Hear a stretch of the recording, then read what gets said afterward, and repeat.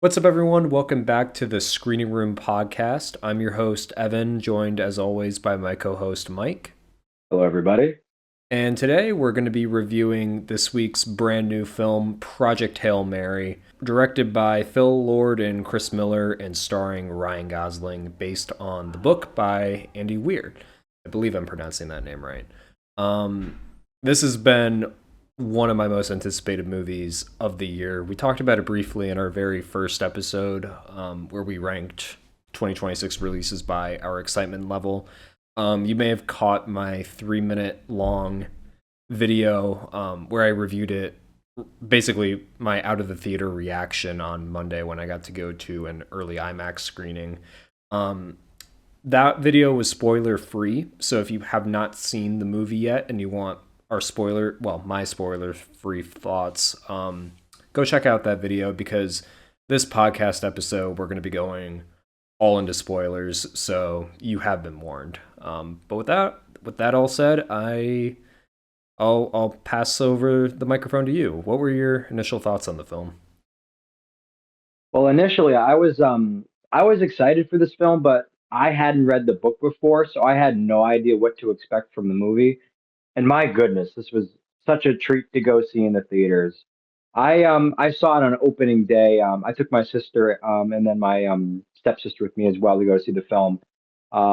And I was completely blown away. It was something I didn't expect it to go in a few directions. We'll talk about that more in our spoiler section later on. Um, but it was just truly a phenomenal film. One of the best looking movies I've seen in a really long time. And to be quite frank, I think this is probably my favorite Ryan Gosling movie. I've seen a few of his movies, but this performance was like top tier. I was gonna say for me, it's right up there with La La Land. I think those are like Yeah. top two Ryan Gosling performances. I don't know which one I'd put above the other, but I'd say the movie, in terms of the movie itself, Project Hail Mary is better than La La Land. Although they're both, um, well, I don't want to spoil my review, but they're both highly regarded by me. Yeah.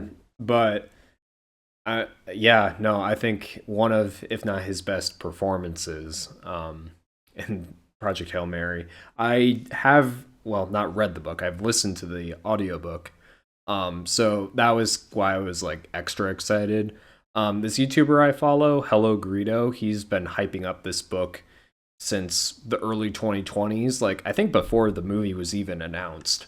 So the book had been Yeah. on my radar since before the movie was even announced, and then once the movie was announced, I was like finally decided to lock in and listen to the book, which I would highly recommend to all of you. Listen to the audiobook specifically because the narrator, I don't remember his name, but he does such a good job and he acts out the different characters, and Rocky is, I don't know how to say it, but like the way Rocky speaks is done so well. Like they do it in like actual like music notes. It's really cool. So I would definitely recommend checking out the audiobook if you like the movie.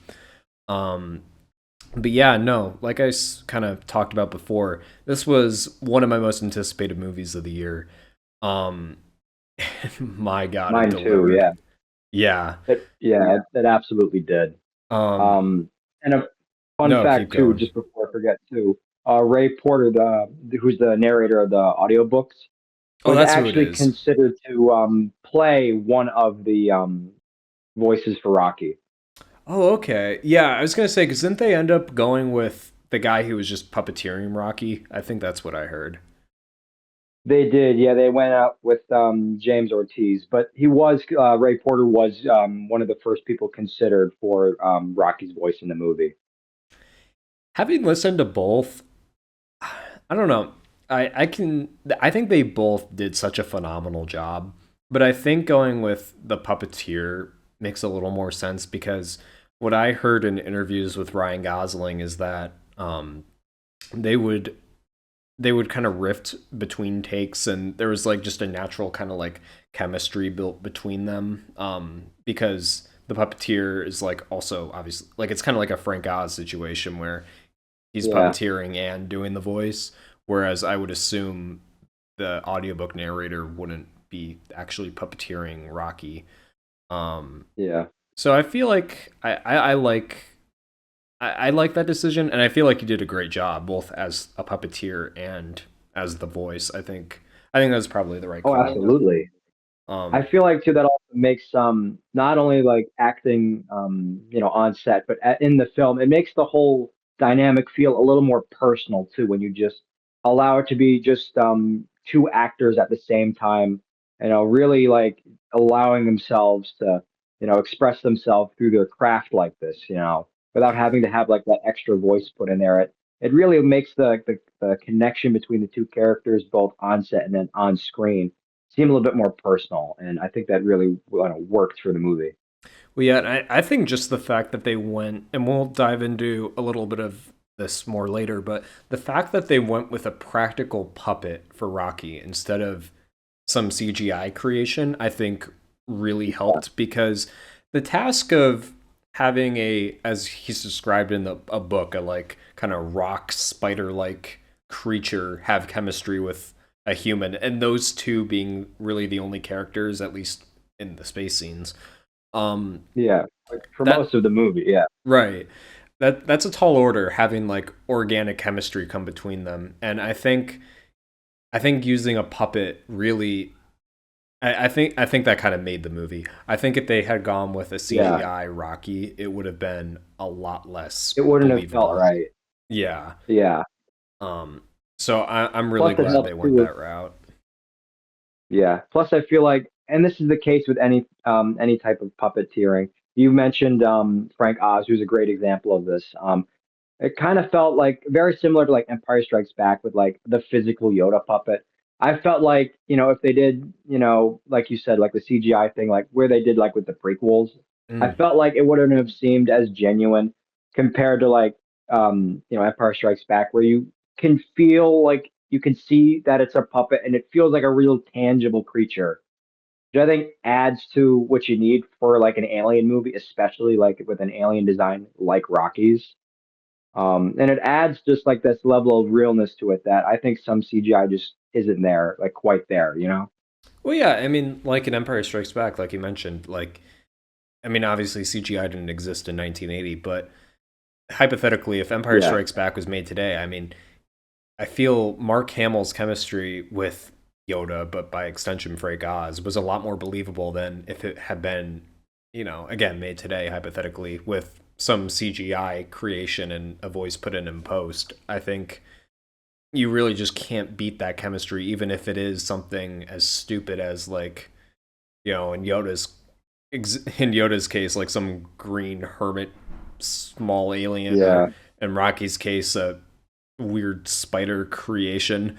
Um, I think yeah, regardless of how realistic on paper these creatures are, just having a physical puppet just really it makes it a lot more believable.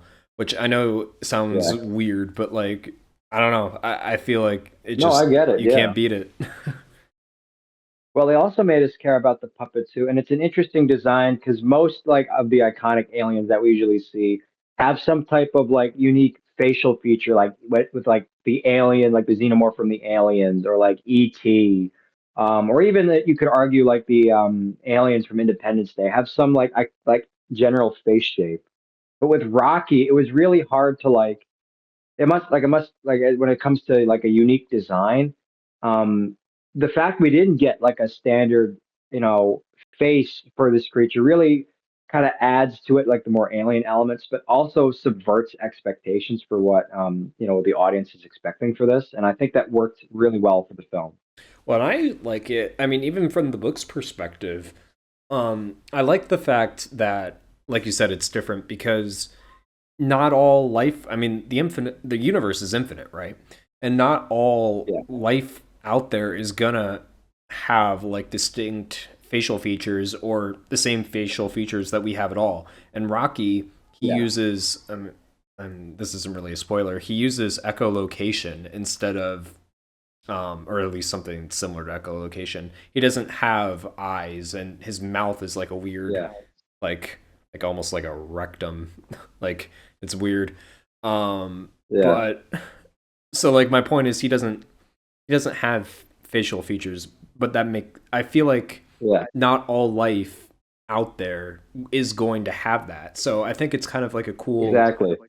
it's a really cool idea to kind of show that in a film because like you said, I mean, and this isn't a dig on any other movies aliens, Oh, but absolutely. Yeah, um I like that it's kind of setting itself apart from that because not everything is going to yeah. have facial features that we would know of. But for the what was the species called? Like Iridian? Was that it? Sardinian, I think. Or Didion? That might have been. I don't know. Like Sardinian. his Yeah, I think that was it. or Didion, yeah. For that species, that's considered normal, and having eyes, having fingers, that to Yeah, them is alien. So no, yeah. yeah, I And it's really like refreshing to that. see an alien that doesn't use, the human form as the template. And that was just really makes the creature design stand out for the film. Yeah, no, I mean, when I was listening to the book, just based on the description that they gave, I was picturing like those like aliens from Simpsons, but like rocked, like a rock structure The instead of rock like a version. Yeah, fleshy. Yeah, that's kind and yeah, smaller, more like a obviously. squid type of a vibe. Yeah, but no, yeah, I think it's great to have something just completely different, not even trying to be like I don't know if Human. humanoid Yeah, is yeah, like yeah. I know what you mean. no, I think it's great. Yeah. And Um, the sound design for this movie was great. Not only with how Rocky speaks throughout the film, but with the score and then the general, the space elements of it with like the sounds of the ships and making them sound distinct too. oh You yeah, could tell that both ships were definitely not made even on the same side of like the sun that they're visiting. Like they're completely separate completely entities different had made corners of those the ships, and you universe. could Yeah, feel it. Yeah, no, and it was yeah, something that was really fun to see. and even the music was, and they had a good soundtrack too. Having Oh Sign of yeah, the they did. Times in there was great. It was. I'm not going to dive Yeah, into specifically how it was used because we haven't really gotten to the spoiler section, but Sign of the Times is in the trailer, so it's not really a spoiler. But how it was specifically yeah, used in the movie, I got emotional. I'm not gonna lie. And my friend that I saw it with did too, so I know that's not just me. It yeah. was it was really well done. It was Um, really good. yeah. So just all around, I don't know off the top of my head who did the score for the film, but the score was pretty good too. I think just all around, like they really because this was a I believe this was Amazon MGM, right? It Um, was MGM Productions. Yeah, yeah, they really just put all of their top talent on it, and yeah. I think it just I really remember shows. being on the theaters, and it surprised me when the MGM logo popped up. I was Yeah, really surprised with it. They did a fantastic job with this one. right. Because I feel like it's really easy to like kind of just hate on a, a Like streaming. streaming films. Right. Well, I mean, not that this is a streaming film, but like a company that It's not no, but like primarily a movie specializes in made that. by a streaming company. Yeah, Yeah. You wouldn't necessarily expect something this grandiose, but I mean, MGM in itself, like that studio, has a long I history of mean that. making great theatrical Yeah, that films. studio's. Yeah, It's just that they were bought out by Amazon, but yeah. yeah, no, it's great to see, and I feel like we are seeing more of that slightly within film. We had just this last year, we had F1 from Apple, and we had Frankenstein from Netflix. From Netflix. Yeah, that was a great movie. If you want to hear our thoughts on that, visit our Oscars prediction videos. We talk about that a lot extensively throughout that. Yeah, but no, I mean it's just it's cool to see these studios that like primarily at least at surface value seem to focus on streaming make a real blockbuster. We'll get into like the budget and stuff in our fun fact section later, but no, it's great to see them like actually put emphasis on the theatrical experience. Like I said, if you get the chance to see it in IMAX, it is absolutely worth it. I feel like, and this is just kind of bleeding into like my overall thoughts on the film, but I feel like it really is just the popcorn movie of the year right now. I mean, I can't really think of like what would be more of a I mean, it's a popcorn little, movie. I mean, like Avengers and Spider-Man, I guess, but not in the yeah. I mean, it's a same little vein. early to call it, but it's. I definitely would consider it.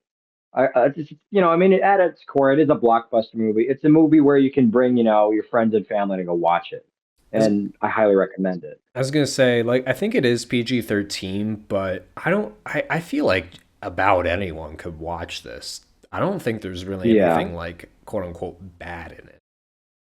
Like, yeah. Not that I can think of anyway. yeah, I mean, I think even language was kind of kept to a minimum. I think. Yeah. Um, But no, yeah, I mean there is some like subtle humor in there, like adult humor, like fist my bump, like okay, Oh but, yeah. but it makes sense in the context. Um, but but yeah, no, I really do think it's like it's great that it can appeal to just about everyone. I feel like you'd be hard pressed to find someone who couldn't get something out of this film, and that's what's so magical about it. Yeah, even if you don't even, like any of the sci-fi elements of it, I feel like this is a film that really explores, the Friendship. human experience and the power of friendship as, corny as that sounds. Yeah, I mean at its core, the film is about these two. I mean, I'm just gonna call them both aliens because that's what they are to each other. These two aliens Yeah. having to A, learn how to communicate in the first place, and B, solve the same problem. Because both of their respective sons are dying, and they both have to figure out how to fix it. So it really is just a cool. It's a great uplifting story. I know, like people are like, "Oh, okay, that's a little cringy," but um, I feel like it really is kind of a movie that we need right now. And Oh again, yeah. I feel like you'd be hard pressed to find anyone that would hate on that. You know what I mean? Um, so yeah, I no, would be surprised if you couldn't get anything out of this movie, like even if there was anything you couldn't enjoy from it, I'd be very surprised to see right. if I could meet anyone who didn't like this film. Yeah, for sure. So with that said, we'll give our like overall spoiler reviews here in a second, and I will issue a spoiler warning here as we get into our fun facts section, just because the fun facts might kind of bleed into spoilers. So you have been warned. But with that said, Mike has gathered a list of some fun facts. I'll kind of pile on some stuff that I don't have a list here. I just have kind of what I remember hearing about the film's production because I followed it fairly extensively. So I'll let Mike kick it off with some of the fun facts he gathered for us. All right. Well, to start it off, I found out that Ryan Gosling was the only choice for Grace and was signed on right after the book rights were bought by Amazon in 2021. Yeah, it doesn't shock me. I think he also produced the movie too, right? I believe so, Yeah, but if we're wrong on that, please let us know in the comments. I'm pretty sure he did. Yeah, but Yeah. yeah, Um, yeah, this film also became the first film to premiere in the stratosphere, with the yeah, I saw bespoke that. IMAX display being sent into space to play the film. So I think that's just an awesome thing to be able to do. Yeah, that's such a And flex. another fun fact too is that Ryan Gosling revealed that his two daughters, Esmeralda and Amanda, had occasionally voiced Rocky, who in the film is played by James Ortiz, both the voice and the puppet, through his earpiece on set. So I feel like that also really helped out with the performance as well as, he even stated that sometimes when you see him, get, really like happy and, laugh at some of the jokes that Rocky makes in the film. That's actually his daughters through an earpiece on set. And then they put James Ortiz voice over it for the film. That's really interesting. So like, what Yeah. would they like say stuff like off screen, and then James Ortiz would like say it live in take, or would they just edit in James Ortiz in post? They would edit him in post for some stuff. Okay. So James Ortiz would puppeteer, but Ryan Gosling would have like a earpiece in, and his daughters would read the line, like the script lines out, Oh, that's really neat. and then he would react to their readings. Yeah, no, that's neat. That makes sense. I mean, Yeah, it's hard to mimic that kind of chemistry. So like a father daughter yeah, kind of thing. So no, I like that. yeah, yeah. I also found out too, and this kind of bleeds into our budget section a little bit, but this is one of the highest grossing openings for a non-franchise film since Oppenheimer. And I think So it's the if that's biggest not a this year sign to so go watch far. this movie, absolutely, yeah. I think it is too. Yeah. We'll see if it holds on to that. I think I'm trying to think. I mean, Odyssey would give it, and I don't know if Michael would be considered a franchise film, I don't but know if Odyssey would too, because I mean, technically it's a story as old, literally as old as time. So I don't know if that counts as a franchise. I don't know the logistics behind that. yeah, I'd be But we'll have to curious. see, once the film comes out.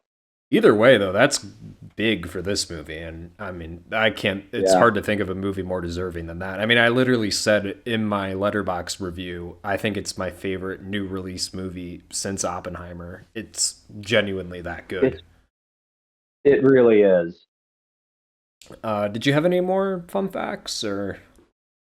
That's the only ones I could find. I tried to stay away from spoilers for the fun facts. Yeah, no, that's fair. Um, really, I mean, I think you hit the nail on the head with pretty much all that.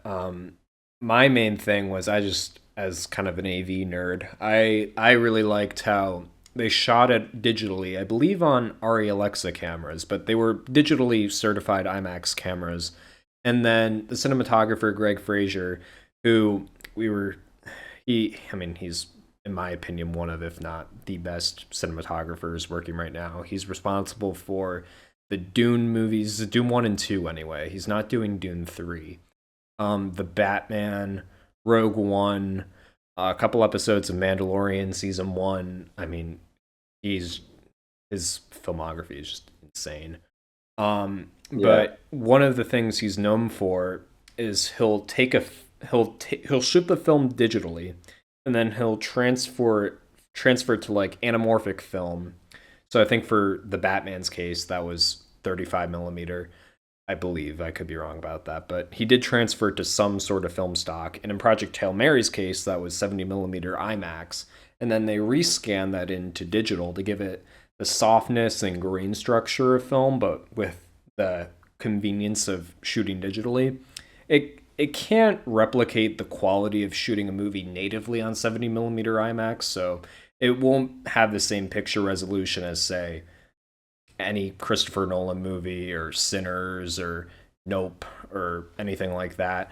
But it still gives it that just unique filmic look, which I really appreciate. And it's still, super high quality. They shot it at like 6K, I think, and it has a 4K digital intermediate, which means it was rendered at 4K. So it's going to look good on anything. I mean, you're literally like, you're just nitpicking at that point, but it really is cool. And if you live near a 70 millimeter IMAX theater, it'll take up that whole 1:3 to 1 aspect ratio. So it's like a square almost. It really is worth seeing in yeah, IMAX, even if you just see it in a regular IMAX like I did in the 1:9 ratio. It's so yeah. worth I'm it. pretty sure I saw it in regular IMAX as well. Yeah, yeah, yeah. I know which one you're talking about. Yeah, regular IMAX.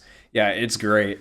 So yeah, go see it in IMAX. I guess that's kind of my fun fact. But anyway, let Yeah. I'll sort of switch this into the direction of our overall review, and I'll let you kick it off with your thoughts. All right. And again, just as a reminder, we're now officially in our spoiler section. So for anyone planning to watch the film, just pause the review, go watch the film, and then come back and hear our thoughts on the matter. Absolutely. All right. So my overall review of the film, I thought it was really great. I liked that it was kind of like an underdog story for both of them.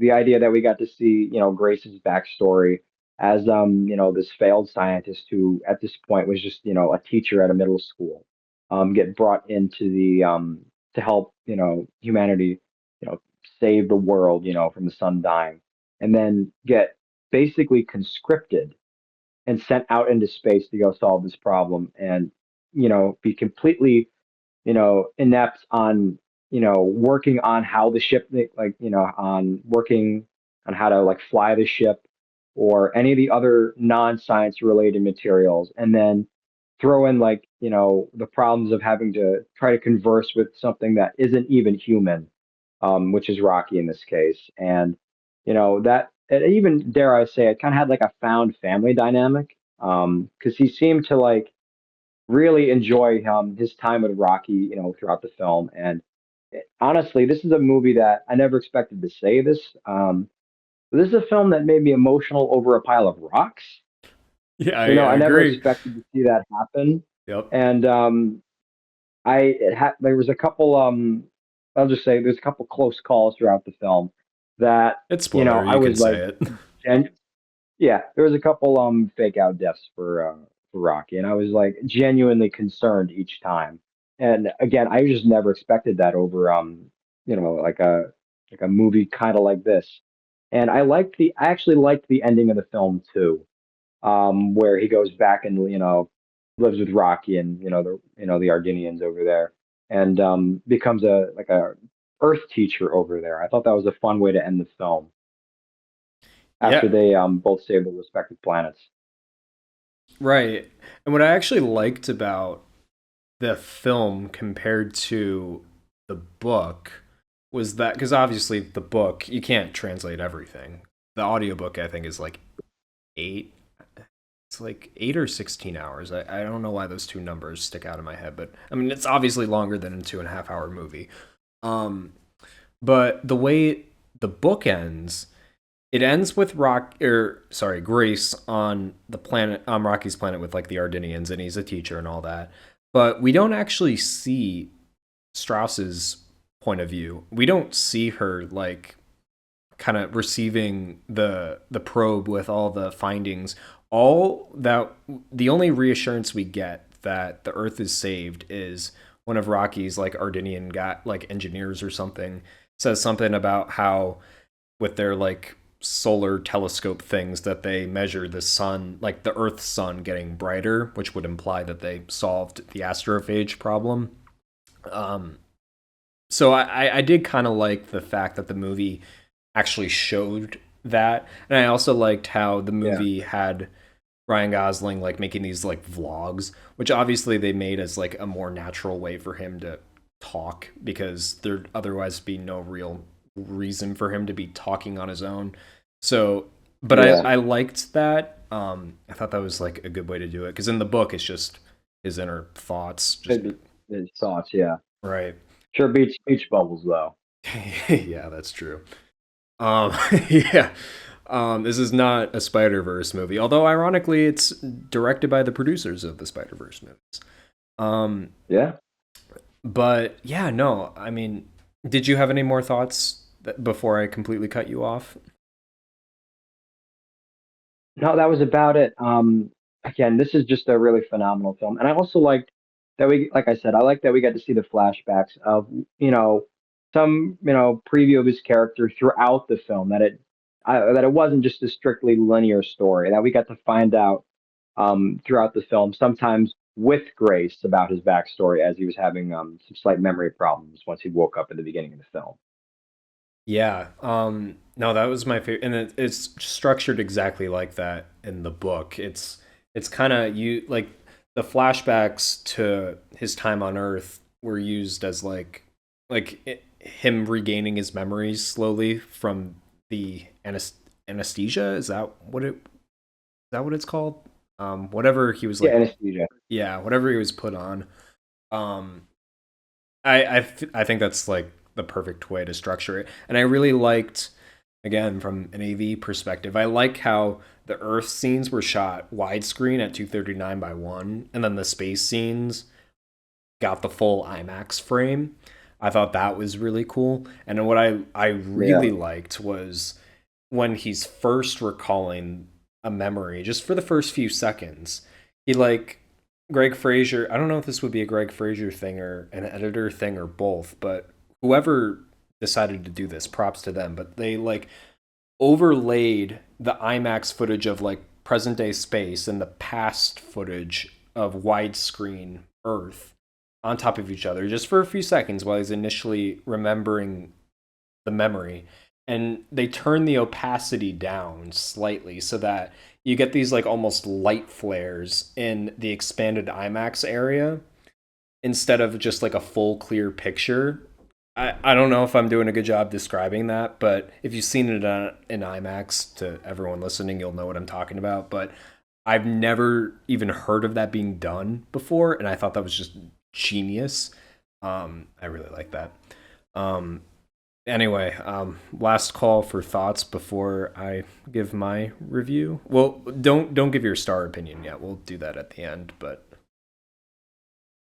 I'm all set, and I'm actually I am ready for my star review as well. oh, okay, yeah, go for it. All right. Well, my final thoughts on the film. Go see this in the theaters. This is a movie I highly suggest to go see. Just in a theater with friends or family, or even if you just want to go alone, that's totally cool. I highly recommend going out to see this film. This is a film that I feel like is perfect movie to go watch. To feel a sense of community, bring and just enjoy it, have a great night. This is also a film that I feel like appeals to not only the mass audience, but to, every moviegoer. No matter how, like, no matter what, or no matter how you like to watch movies, I feel like this is a movie that you just have to see. And as far as my star rating goes, I give it a 5 out of 5. Yeah, I couldn't have put it better myself. Yeah, as for I'll try to keep it short because I've kind of sprinkled my thoughts throughout the entire last 30 minutes. But um, yeah, as a big fan of the book, I thought they did a great job translating it. Like we said, you really buy into the chemistry between Ryan Gosling and this puppet alien made of rocks. It's insane. And kind of like Mike hinted at during the scene where Rocky like breaks out of his little like I don't know what you call it, like atmosphere container thing, because obviously their human atmosphere and Ordinian atmosphere is different. They don't mesh. Um, Rocky breaks out of his little chamber to help save Grace, but in doing so, greatly injures himself. And the film gets like so super quiet, right? And I mean, granted, I was at an early screening, so like everyone there was like serious about seeing it. So I'd actually be kind of curious about what your experience was like during the scene. But for me, it you could not hear a pin, not a pin drop, not even like a rustle of a chip bag or someone like going in for their popcorn. It was dead silent. It was insane. I don't It know if was it the was same for me. yeah, it's just when you can achieve that with a puppet of rocks. I mean, it that's just insane. Um and yeah, like you said, the nonlinear story structure, I love that, as a Christopher Nolan fan, love seeing that. Um and Ryan Gosling, I think kind of like we said, gave maybe a career best performance for him. Phil Lord, Christopher Miller, they did a great job. They're the people responsible for the 21 Jump Street and I think 22 Jump Street movies. At least 21 Jump Street. They did Yeah. the Lego movie and they produced the Spider Verse movies. And they also shot bits of Solo, a Star Wars story, before they got fired and replaced by Ron Howard for God knows what reason. I'm sure Disney's kicking themselves now that this movie came out.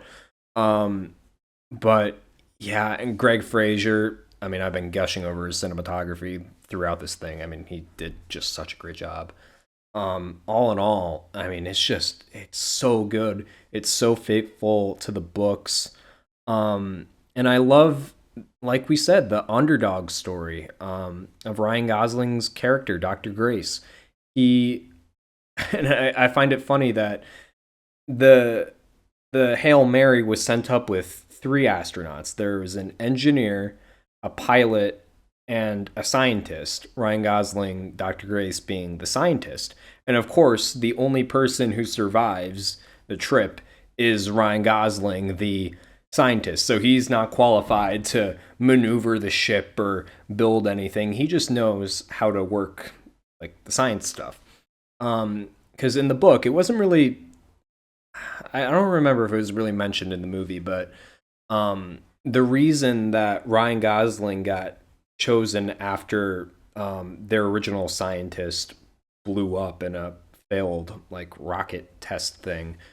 Um, Ryan Gosling specifically was chosen not only because he was already familiar with the project, but also because, and I could be screwing this up slightly, but there's something specific about his like blood type or something unique about like that's kind of rare, like a rare human gene or something, that gives him a higher chance of waking up from the anesthesia after like such a long trip.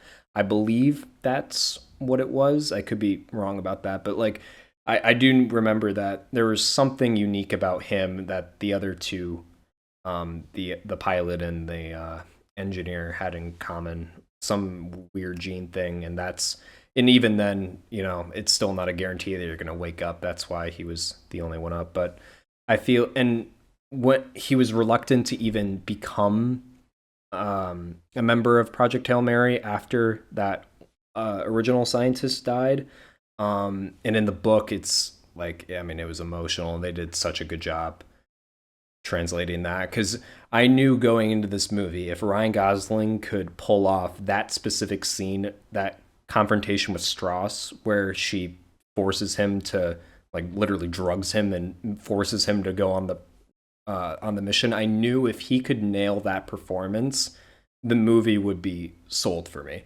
And he did. He nailed it. So I think that's everything I have to talk about. So overall, yeah, loved it. Absolute must see on the big screen, especially in IMAX. And like you, I also gave it a perfect 5 out of 5 for all the reasons we talked about in the last 36 minutes. Which means our overall screening room podcast review is a 5 out of 5, and I believe, yeah, that's our first screening room 5 out of 5 review, I believe. I believe so, yeah. Yeah, so I mean, I think this goes without saying, but if you took anything away from this episode, go see Project Hail Mary. Don't wait for it to go on streaming. Don't even wait for it on physical media, although I'm sure it's going to look great on 4K Blu-ray. Go watch it on the big screen. And like you said, it doesn't matter if you go alone. There's no shame in that. I go to the theaters alone all the time because I can convince people to see half the stuff I see. So yeah, you just go see it. Either get your friends together, get your family together, go by yourself. It doesn't matter. It's such a must-see experience, and I can't recommend it enough. I don't know if you had any last-minute things you wanted to pile on that before I kind of leave a hint for our next episode here. I'm all set, and I'm ready for next episode's teaser. Vietnam, 1984. Chuck Norris is James Brand. And that's your little teaser for next week's episode. So stay tuned for that. With that all said, thank you all for watching. Go watch Project Hail Mary. Comment, like, and subscribe, and we will see you on the next episode.